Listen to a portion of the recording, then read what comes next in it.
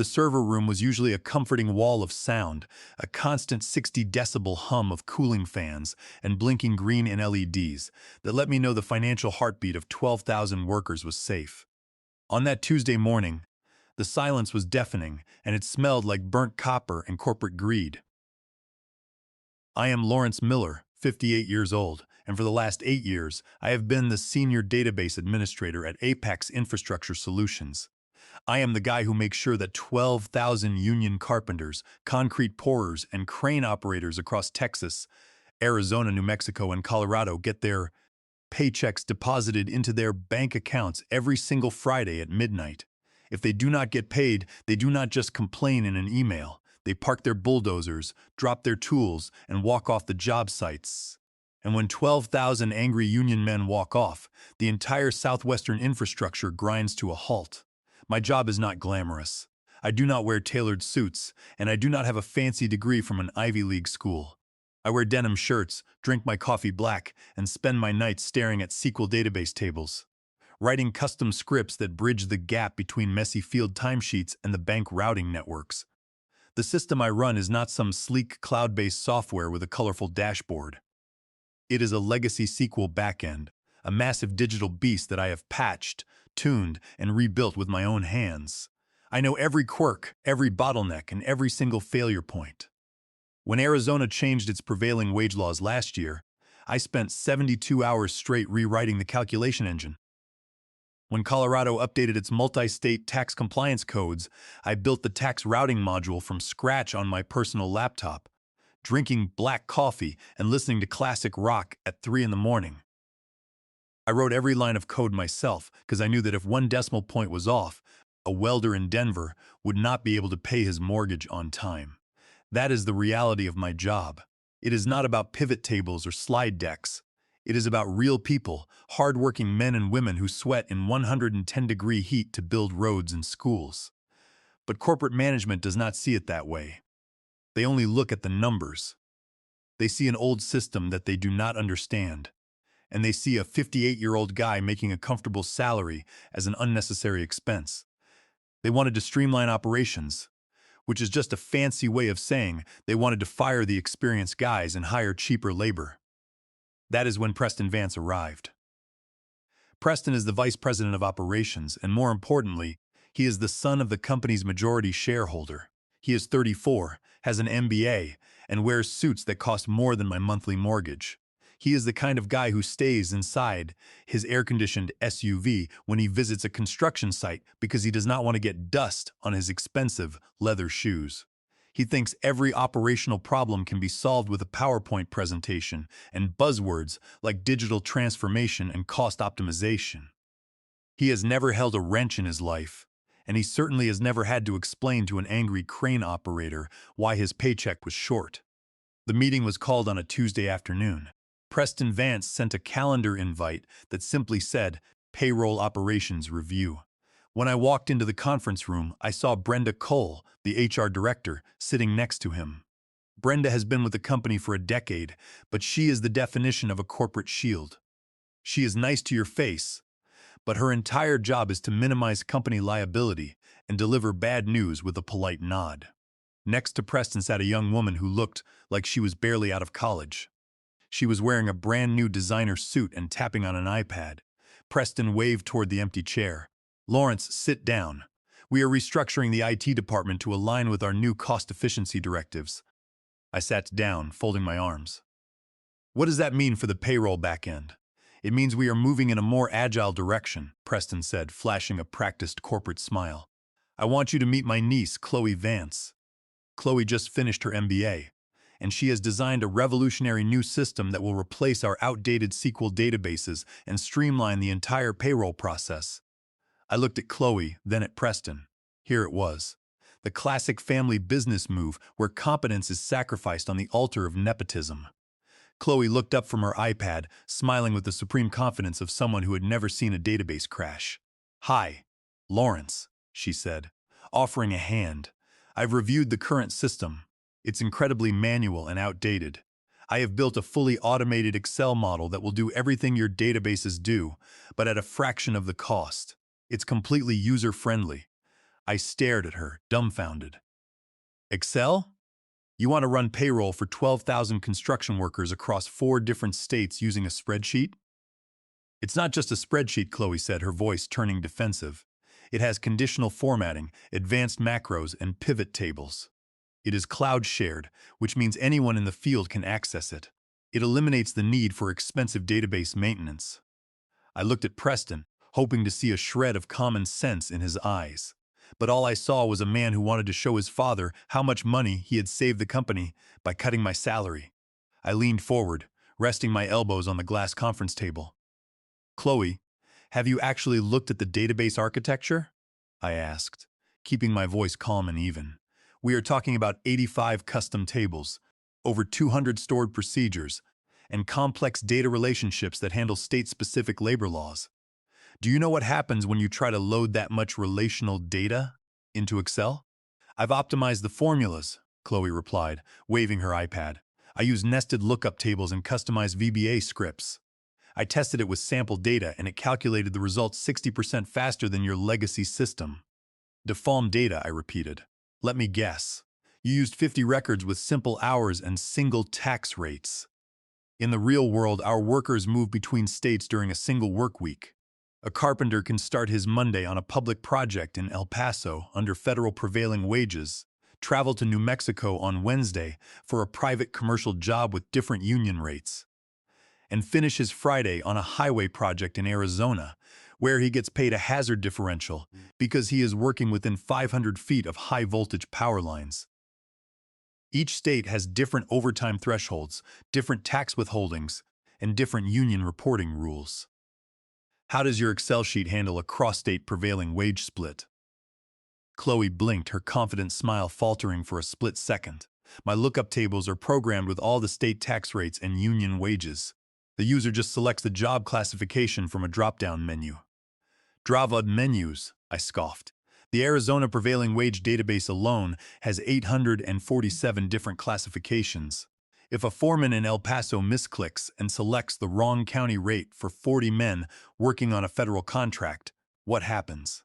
My database runs automated server-side verification scripts that cross-reference GPS timestamps with the state databases to flag classification errors. Excel won't do that. It will just accept the input, calculate the wrong rate, and will end up in violation of the federal Davis-Bacon Act. Preston dismissed my explanation with a wave of his hand. We have compliance protocols, Lawrence.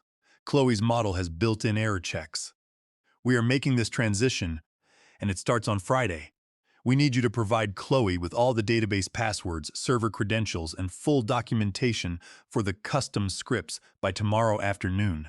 Brenda, the HR director, slid a folder across the table toward me. Lawrence, we appreciate your years of dedication to Apex infrastructure. We want this transition to be as smooth as possible. We have prepared a transition sign-off and general liability release.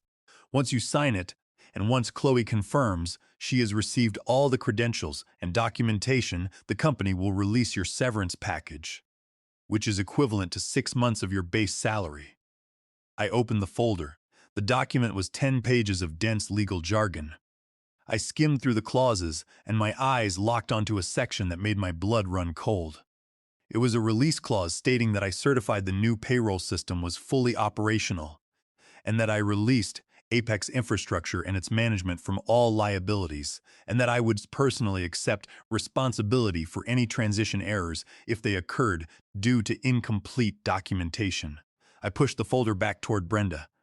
I'm not signing this. It's a standard release, Lawrence, Brenda said, her smile tightening. It's a requirement for receiving your severance. It's not standard, I said. This clause says I'm certifying Chloe's Excel spreadsheet works and that I'm liable if it doesn't. I'm telling you right now, it doesn't work. It's a disaster waiting to happen. If I sign this, I'm signing my own death warrant. You can keep the severance. I'm not putting my name on this train wreck. Preston's face turned red. You're being obstructive, Lawrence. You've been here too long, and you think you're indispensable. We don't need your approval. If you refuse to sign, you won't get a dime of your severance, and we will terminate you for cause due to insubordination. We'll disable your network access and have security escort you out. I looked at Preston, then at Brenda. I could see the trap they were setting. They wanted my institutional knowledge to train Chloe, but they also wanted a scapegoat for when her amateur system inevitably crashed. Fine, I said, standing up. You want my credentials? I'll write them down. You want my documentation? I'll give you the standard user guides. But I'm not signing that release, and I'm not certifying a spreadsheet as a payroll database. My last day is Friday. I will run the payroll on my database one last time, and then I am done, Preston sneered. We don't need you past Friday anyway. By Monday morning, Chloe's system will be fully live. Enjoy your retirement, Lawrence. I spent Wednesday and Thursday doing exactly what they asked. I documented the standard user interfaces, the server IP addresses, and the database passwords. But I did not document the institutional knowledge. I did not write down the custom SQL scripts I had written over 8 years to patch the system's quirks. I did not write down the workarounds for the network lag that occurred every Wednesday night when the Phoenix warehouse synced its time clocks. I did not document the specific database triggers that adjusted union pension withholdings. Those scripts were my intellectual property, written on my personal time and on my personal computer before the company even established an IT policy. If they wanted to run payroll on a spreadsheet, they could do it without my custom code. Chloe shadowed me for those 2 days, tapping on her iPad and acting like she was learning everything. She asked questions that showed she had absolutely no idea how a payroll pipeline operated. Why do you manually verify the Arizona tax tables every week? She asked on Wednesday morning as I ran through the pre-payroll checks. Because the Arizona Department of Revenue database has a known bug where the county code for Pima County occasionally defaults to Maricopa County, I explained. If you don't run the cleanup script, the employees get taxed at the wrong rate, and the company gets audited by the state. It's a simple SQL trigger that corrects it automatically. I'll just add a note to manually check it, Chloe said, typing on her iPad. I watched her type, check Arizona database issue. She had no concept of what checking actually meant. She thought it was just a matter of looking at a screen. On Thursday afternoon, Chloe decided she was ready to run a simulation. She imported the raw timecard files from our 47 active job sites across 4 states into her Excel workbook. I stood behind her, watching the screen. The moment she clicked the import button, the laptop's cooling fans roared to life, and the Excel window dimmed, showing not responding. It's just loading the data, Chloe said, her voice shaking slightly as she clicked the screen. Excel is a single-threaded application, I said quietly. You are trying to process 12,000 records, each containing multiple lines of time, entries, state codes, and union classifications. Your lookup formulas are causing a circular reference loop because you're trying to calculate wages, tax withholdings, and union deductions simultaneously in a flat table. It's going to crash. It won't crash, she insisted, clicking the mouse repeatedly. I have 32 gigabytes of RAM on this laptop. It's not a hardware issue, Chloe. It's a software limitation. Excel was never designed to be a relational database engine. After 10 minutes of freezing, the spreadsheet finally loaded, but the cells were filled with errors. Green warning triangles were everywhere. The tax calculations for the Colorado crews were showing up as negative numbers, and the union dues were completely blank. I just need to adjust the range of the lookup tables, Chloe muttered, her fingers flying across the keyboard. It's an easy fix. I didn't say anything else. I went back to my desk, packed my coffee mug, my photo of my Harley, and the bottle of 18-year-old bourbon I kept in my bottom drawer. Friday morning was the official handoff. I arrived early, ran the week's payroll on the old SQL database one last time, and confirmed that the electronic funds transfer files had been successfully transmitted to the bank. Every worker would get their paycheck on time that night. My job was done. At 11 in the morning, Brenda from HR called me to her office. Preston was not there. She handed me my final paycheck and my termination papers. Since you refused to sign the liability release and severance agreement, Lawrence, we cannot offer you the severance package, Brenda said, looking down at her desk. We have processed your final wages up to today. I didn't expect anything less, Brenda, I said, taking the papers. As I walked out of the building, Dwight Briggs, the head of security and a retired Marine, walked beside me. He carried my box of personal belongings.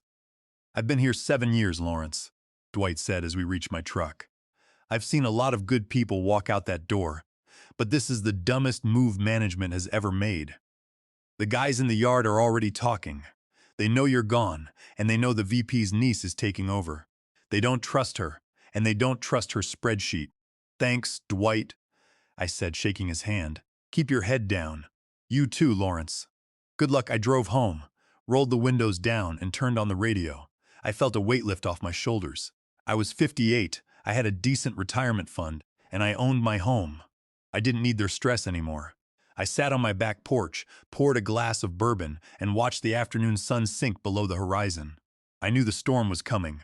I just didn't expect it to hit so fast. My phone started vibrating on Saturday morning at 8. It was a text from Hector Ortiz, a concrete foreman down in El Paso. "Hey Lawrence, sorry to bother you on the weekend, but my pay stub just posted to the portal. It says I worked negative 40 hours last week, and they deducted $2,000 from my check for equipment rental fee. I don't rent equipment, I run a crew. And my buddy Jose got paid $12,000 for 30 hours of labor. What's going on?" Before I could reply, another text came in from Dean Kelly, a crane operator in Phoenix. "Lawrence, my pay stub says I'm registered as an office secretary and my hourly rate is $9. I'm 50 feet in the air operating a $1 million crane. Is this a joke?" By noon, my phone was lighting up like a switchboard. Word had spread across the job sites. Chloe Vance had run the preliminary payroll import for the upcoming week using her Excel spreadsheet, and the data was completely scrambled. Employee ID numbers had been imported into the hours worked column, and Social Security numbers had been used as pay rate multipliers. Excel's lookup formulas had cascaded the errors across all 12,000 records. The real disaster, however, occurred on Monday morning. When the banks opened and attempted to process the electronic direct deposits, the automated clearinghouse systems rejected the files. Chloe's Excel macros had corrupted the routing numbers, appending extra digits to the bank codes. The bank's fraud detection system flagged the file as a massive cyber attack and immediately froze Apex Infrastructure's operating payroll accounts. At 10 in the morning, my phone rang. It was Brenda Cole from HR. Her voice was trembling. "Lawrence, we have a major emergency," she said, her professional facade completely gone. "The payroll files are corrupted. The bank has rejected the direct deposits. None of the crews have been paid. The employee portal is showing scrambled personal data, including partial Social Security numbers. We have a massive data breach risk and the union is furious." "Call Preston," I said calmly. "It's his cost-effective system." Preston is in meetings with the board, and Chloe is locked in the server room crying. She tried to reload the database, but she accidentally overwrote the raw timesheet data files from last week. "We don't have the original hours. Lawrence, please, we will pay you your consulting rate. We need you to come in and fix this." "I can't do that, Brenda. You terminated me for cause, remember? Besides, I didn't sign the release, so I have no liability here." "We will waive the release." "Lawrence, we will pay you double your standard hourly rate." "I'll think about it," I said and hung up, but the situation was already out of their control. At 1 in the afternoon, Big Stan Kowalski, the head of the local carpenters' union, arrived at the main office in Dallas. Stan is a massive man who spent 20 years pouring concrete before becoming a union organizer. He doesn't play corporate games. When his men don't get paid, he shuts down the jobs. By 2 in the afternoon, Stan stood on the bed of his pickup truck outside the corporate headquarters with a megaphone. Behind him, dozens of union workers parked their trucks, blocking the entrance to the office yard. "Apex Infrastructure wants to play games with our families' livelihoods." Stan's voice boomed through the megaphone. "They tell us it's a computer glitch. We don't eat glitches. If we don't see our money by tomorrow morning, we don't work. We are shutting down every job site in Texas, Arizona, New Mexico, and Colorado." The Wildcat strike spread like wildfire. By 3, the major highway expansion project in Denver went silent. By 4, the airport runway project in Phoenix was deserted. 12,000 workers walked off the job. Local news crews arrived, filming the idle cranes and interviews with angry workers holding pay stubs showing negative balances. But while the company was burning, Preston Vance was trying to cover his tracks. At 5 in the evening, Dwight Briggs, the head of security, called me. Lawrence, you need to know this, Dwight whispered. I just saw Preston and Brenda in the HR office. They were printing out a copy of the transition sign-off and general liability release. I saw Preston sign your name on the signature line. They are going to claim you signed the release and certified the system before you left, and they're going to blame the data loss on you. They've already filed a report with corporate legal. A cold anger settled over me. Are you sure, Dwight? I saw it with my own eyes, Lawrence. I took a photo of the document on Brenda's desk after they left the room. I'll email it to you. Shiz it, I said. Preston Vance had just crossed a line from corporate incompetence into criminal behavior. He had forged my signature to save his own career and protect his niece, violating California Penal Code, Section 470. Because I was 58 years old, this forgery was also used to wrongfully withhold my severance and property, constituting elder financial abuse under California Welfare and Institutions Code Section 156-1030. I called my lawyer, a sharp labor attorney named Winston Hale. I explained the situation and sent him the photo Dwight had texted me. This is a gift, Lawrence, Winston Hale said, chuckling. They just handed us a shotgun. The forged release is void ab initio, null and void from the very beginning. Preston has committed felony forgery, and because of your age, we have an open and shut case for elder financial abuse. That carries treble damages, attorney fees, and potential jail time for Preston. I'll draft the cease and desist and the lawsuit files tonight. Don't answer if they call you. Let them sweat. Tuesday morning was quiet. I sat on my porch, drinking my coffee, and watched the local news. The headlines were dominated by the Apex infrastructure shutdown.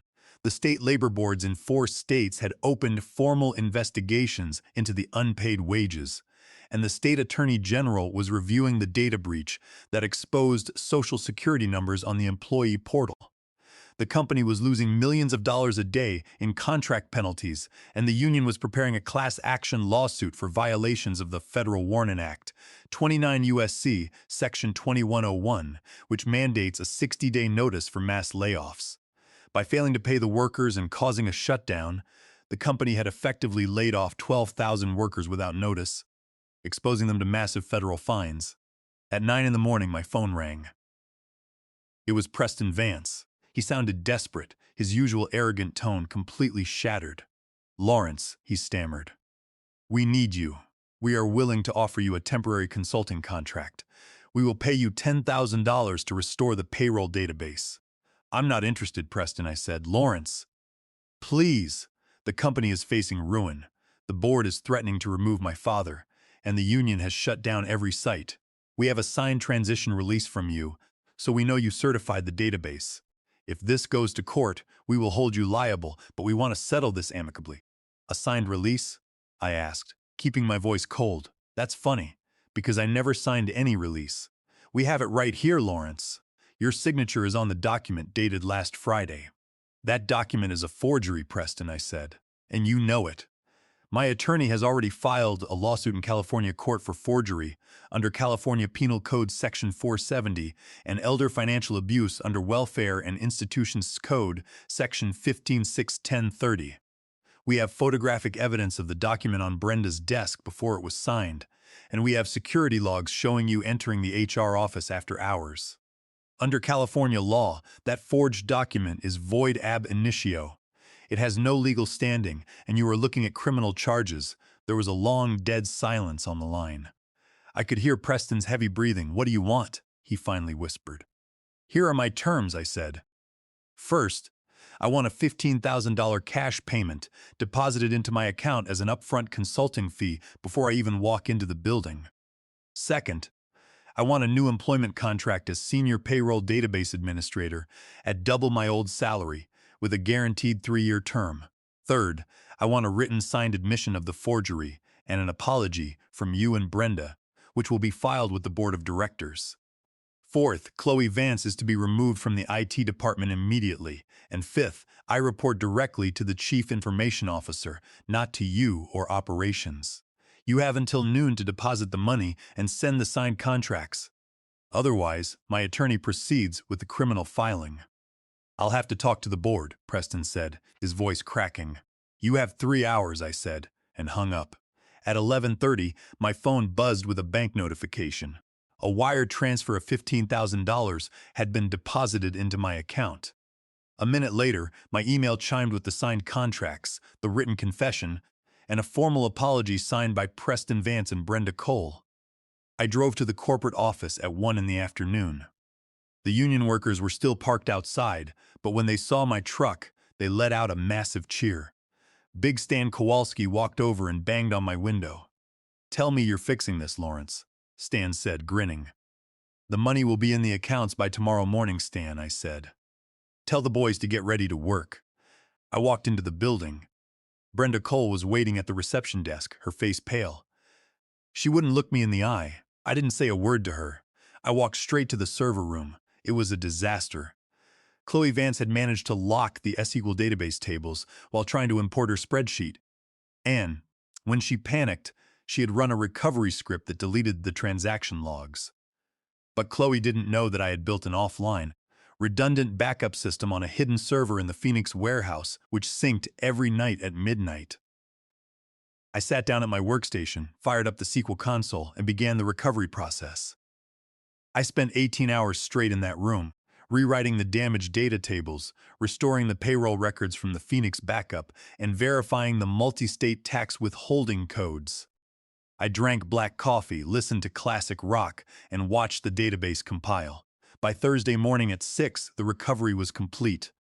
The database was fully restored, the tax errors were corrected, and the electronic funds transfer file was verified and clean. I hit the transmit button. By 7, the bank confirmed the direct deposits were processed. 12,000 workers woke up to find their correct wages in their accounts, along with the back pay for the strike days. On Friday morning, I moved into my new office. It was a spacious corner office, with big windows looking out over the yard, the office that Preston Vance had previously promised to his niece.